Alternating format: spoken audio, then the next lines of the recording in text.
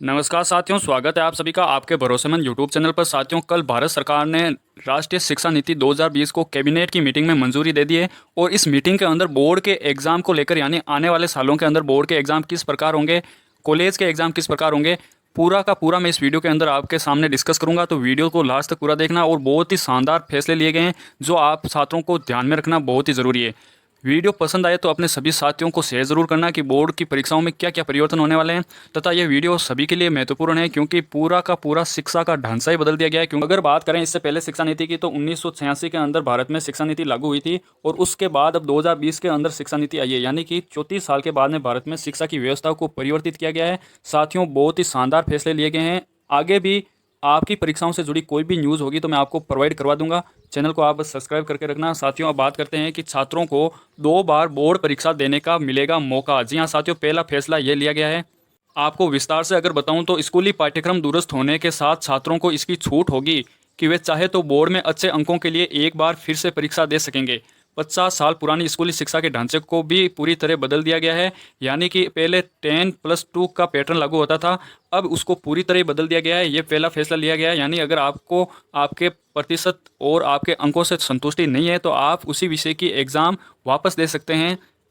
नई शिक्षा नीति के बारे में बताते हुए स्कूली शिक्षा सचिव अनीता करवल ने बताया कि आने वाले दिनों में स्कूली कोर्स को इस पैटर्न पर तैयार किया जाएगा, यानी कि इस बार ज्ञान और तर्क के आधार पर छात्रों को पढ़ाया जाएगा और बच्चों को शुरू से ही गणित और कोडिंग जैसी शिक्षा की व्यवस्था की जाएगी, यानी 6th क्लास से बच्चों को कोडिंग सिखाई जाएगी। ये बहुत ही अच्छा फैसला है। दूसरा जो लिया गया है, नीति में बोर्ड परीक्षाओं को लेकर बड़े बदलाव की बात की गई है। इसमें छात्रों को परीक्षाओं के लिए साल में 2 बार मौका दिए जाने का विचार है। हालांकि इसे राज्य के साथ अंतिम रूप दिया जाएगा, लेकिन ये रूप दे दिया जाएगा अंतिम रूप से राज्यों के साथ मिलकर।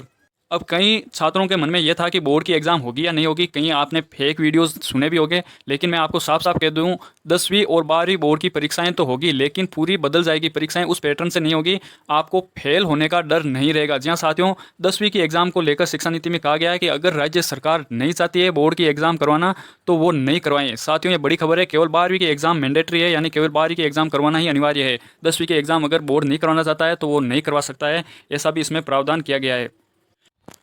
अब स्कूलों में चलेगी 10+2 के स्थान पर 5+3+3+4 की व्यवस्था, यानी कि 10+2 की जो अभी तक व्यवस्था चल रही थी उसको बदल दिया गया है। और इसमें क्या बदलाव किया गया आपको मैं बता दूं। यहाँ 5 का अर्थ यह है कि बच्चे की प्राथमिक कक्षाओं की शिक्षा जो कि 5 कक्षा तक चलेगी, प्री प्राइमरी लेवल से लेकर दूसरी कक्षा तक, जिसमें 3 साल फाउंडेशन के हो गए और आंगनबाड़ियों के अंदर पढ़ाई होगी।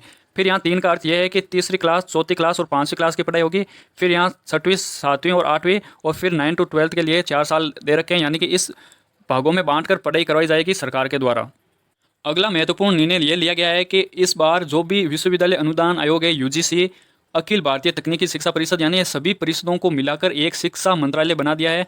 आपने पिछले कुछ महीनों के अंदर खूब सुना होगा कि मानव संसाधन विकास मंत्रालय, तो उसका नाम बदलकर अब शिक्षा मंत्रालय कर दिया गया है और ये सभी जो आयोग हैं उनको मिलाकर उसके अंदर शामिल कर दिया गया है। ये बड़ा फैसला लिया गया है। एक और बहुत बड़ा फैसला लिया गया है उस शिक्षा के अंदर कि उस शिक्षा के अंदर पहले क्या होता था कि डिग्री लेने से पहले छात्र पढ़ाई नहीं छोड़ सकता था।